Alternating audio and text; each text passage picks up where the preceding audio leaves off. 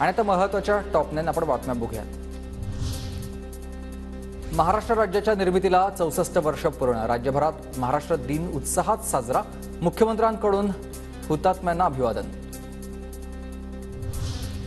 सलमान खानच्या घरावरील गोळीबार प्रकरणातील एका आरोपीची आत्महत्या। चादरीच्या सहाय्याने लॉकअपमध्येच घेतलाय गळफास। उपचारादरम्यान आरोपी अनुज थापरचा मृत्यू।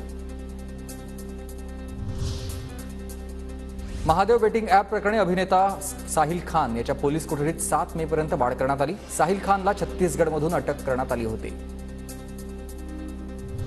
नागपुरात स्वतंत्र विदर्भाच्या मागणीसाठी विदर्भकरांचं आंदोलन। वेगळ्या विदर्भाच्या मागणीसाठी काळा दिवस पाळत आंदोलन।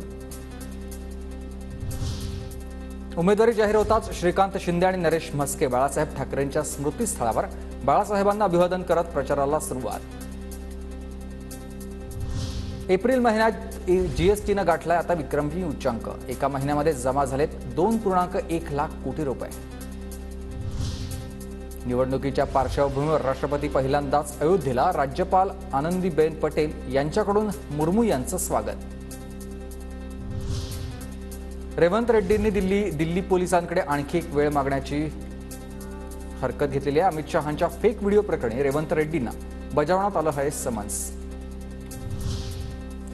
येत्या 24 तासात अमेठी आणि रायबरेली मतदारसंघासाठी काँग्रेसचा उमेदवार जाहीर होणार। काँग्रेस नेते जयराम रमेश यांची माहिती। तर काँग्रेस केंद्रीय निवडणूक समितीनं पक्षाध्यक्षांना उमेदवार जाहीर करण्याचे अधिकार दिल्याचे रमेश यांची माहिती।